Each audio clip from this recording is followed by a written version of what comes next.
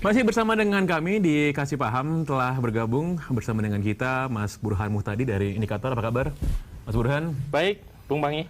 Ini tadi kita lihat nih bapak-bapak nih, Pak Willy, Pak Jazil udah ngomongin koalisinya. Pertanyaan saya adalah, masing-masing udah koalisi punya capres, itu bakal mendongkrak elektabilitas dari partainya Nasdem dan partai PKB ini nggak, Mas Burhan? Pertama, koalisi belum secara resmi terbentuk. Bahwa ada calon presiden yang dideklarasikan oleh Nasdem betul, tetapi Nasdem tidak cukup kursinya untuk bisa mencapreskan Anies tanpa berkoalisi dengan partai lain. Termasuk sudah ada platform kerjasama antara Gerindra dan PKB, tetapi juga belum ditentukan siapa capres dan cawapresnya. Jadi memang unik nih, ada capresnya tetapi partainya belum ada partainya tetapi capresnya belum ada gitu.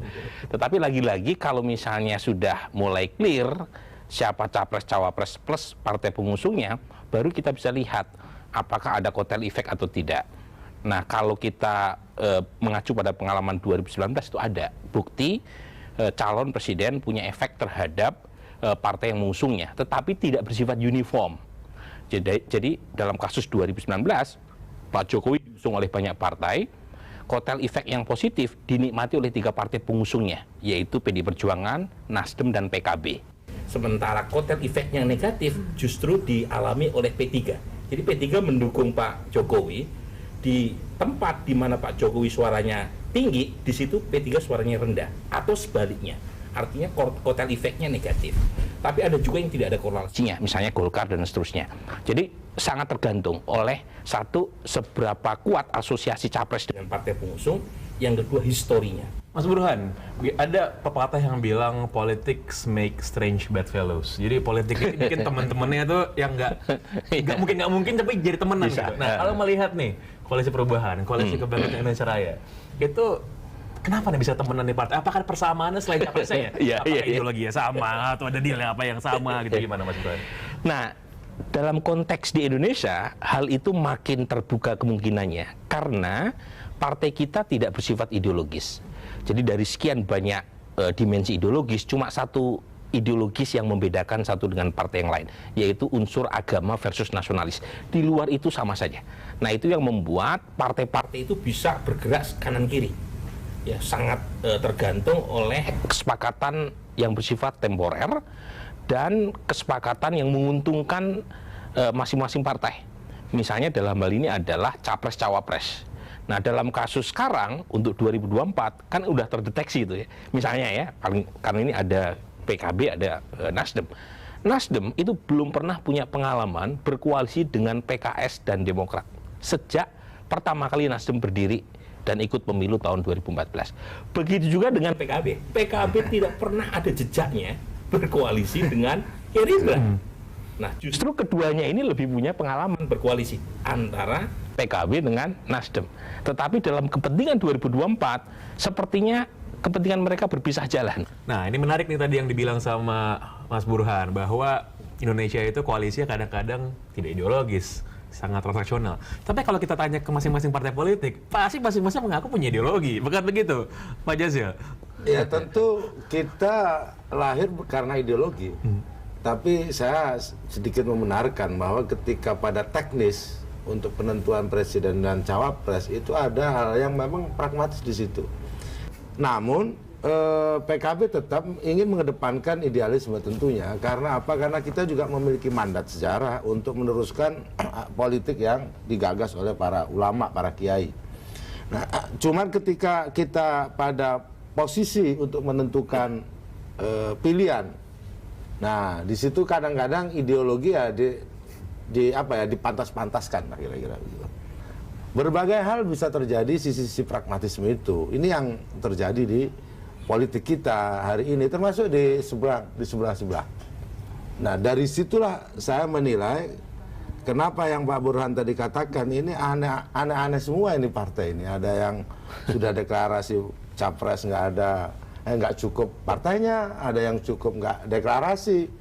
Nah, keanehan-keanehan ini saya pikir tidak terjadi pada momen ini saja, ini terjadi pada momen-momen sebelumnya itu. Bahkan lebih tragis itu, momen-momen sebelumnya itu. Hanya kadang setengah jam bisa berubah. Nah, perubahan itu bukan karena ideologis. Karena pragmatisme dari partai-partai yang ada, utamanya pada soal kemenangan, soal kotel efek. Karena tidak mudah membawa partai ini untuk selamat. Kalau kita salah, elektoral jatuh, bisa nggak selamat. Misalkan sekarang nih, ya suka digembor-gemborkan soal Nasdem. Nah, kalau ternyata salah, bisa nggak selamat tuh. Jatuh partainya. Kalau sudah di bawah 4%, nah nggak masuk lagi ke Senayan. Nah, di sini sisi-sisi pragmatis ini yang menurut saya sistem politik memang harus ada evaluasi nantinya. Ada sisi ideologis yang kental di situ. Selama sistemnya kayak begini, pragmatis, karena semuanya dihitung berdasarkan angka. Angka presiden threshold, angka parliament threshold, dan setiap angka membutuhkan angka-angka yang lain. Nah, itulah kira-kira. Setiap angka membutuhkan angka-angka yang lain.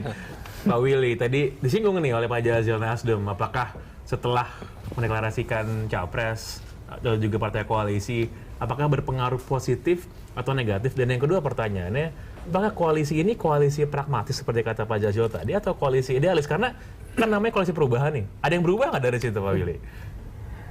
Bung Pange, Tuhan sendiri tidak pernah mempertentangkan idealisme dan pragmatisme. Itu. Buktinya dua tangan kita, satu kiri, satu kanan. Ada akal budi, ada hawa nafsu. Jadi kekeliruan besar secara filosofis, secara praktis, secara praksis mempertentangkan idealisme dan pragmatisme. Tren untuk kemudian koalisi antara spektrum kiri dan kanan yang berbeda ideologi itu bukan hanya di dalam kontestasi di Indonesia. Yang baru-baru saja Brazil contohnya. Lula da Silva itu menang 10 tahun yang kemarin itu ketika dia Partido Trabalhadores itu PT itu partai yang sangat progresif, harus beraliansi, harus berkoalisi dengan partai yang sangat konservatif, partai Yahudi itu. Jadi sebuah keniscayaan bahwasanya tadi ada jebakan-jebakan Batman, bukan jebakan kuantitatif angka. Nah, bahwasanya ada sebuah sistem yang harus kita koreksi, ya kita bersepakat kemudian ini di pemilu kali ini tidak ada revisi undang-undang pemilu. Maka kemudian satu berkoalisi adalah sebuah keharusan. Ini yang kemudian ya suka, nggak senang, siapa stok yang ada. Itu yang kemudian harus dilihat. Nah, yang kedua, kita hidup dalam tren yang menjadi perekat itu bukan hanya P2P, bukan relasi negosiasi partai ke partai, tapi selalu yang menjadi magnet utama adalah figuritas. Itu yang kemudian membuat relasi kepartaian menjadi lebih longgar. Yang kedua, sebenarnya nggak ahistoris ya. Bahwasanya di Pilpres ahistoris bisa saja. Tapi Bung Burhan mungkin masih ingat proses kerjasama ini ada di dalam pilkada. Iya kan? Dalam arena-arena, ranah-ranah kecil itu terjadi. Dan sekali lagi, dalam kontestasi Pilpres benar. Ya mungkin Nasdem baru 2 kali ikut Pilpres dan dua-duanya dukung Pak Jokowi gitu kan. Nah, tapi kalau dalam konteks pilkada, siapa sih yang nggak bisa ketemu dengan siapa? Cek aja. Maka kemudian ketika ada partai yang bilang kami nggak bisa kerjasama dengan partai ini dan itu, itu kumur-kumur aja itu. Itu orang itu kan? Ya saya nggak tahu, konfirmasi aja Pak. Itu orang yang ahistoris karena itu air dan dulangan. Mas Burhan, ini ada dua pandangan yang berbeda. Satu mengatakan bahwa ideologi dan pragmatisme itu harusnya nggak bertentangan.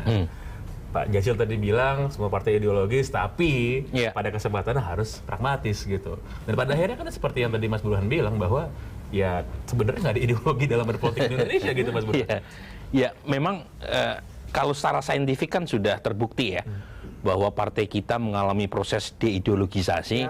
Beberapa kali saya sudah tulis di artikel jurnal. Tetapi pertanyaannya adalah apa yang menyebabkan itu? Karena tahun 55 partai kita sangat ideologis. Nah, partai kita itu tahun 55 itu setidaknya ada 3 cleavage. 1 isu kelas, 2 adalah isu agama versus nasionalis, yang terakhir adalah isu sentralisasi versus regionalisme. Nah, dari 3 cleavage ini, 1 yang masih survive, 2 yang lainnya hilang. Satu-satunya yang survive adalah isu agama versus nasionalis. Dan itu adalah satu kebijakan yang tidak terduga. Nah, pertanyaannya adalah Bagaimana? Apakah ini semata-mata faktor sejarah yang membuat mereka tidak bisa hidup, satu hidup yang lain mati, ataukah ada faktor lain? Ada faktor lain, Bang. Desain institusi kita.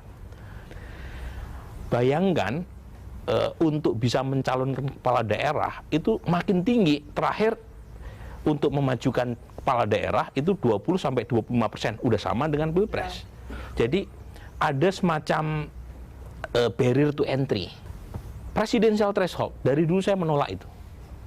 Saya tidak Seharusnya setuju. berapa menurut Harusnya malah tidak ada 0%. dalam sistem presidensial. 0%. Bukan hanya 0, nggak ada. Nggak ada.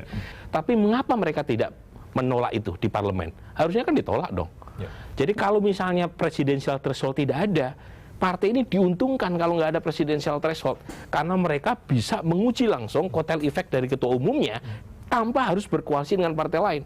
Jadi masing-masing partai mengusung elitnya aja sendiri, tanpa harus mencari teman koalisi untuk menggugurkan syarat presidensial threshold yang tinggi tadi.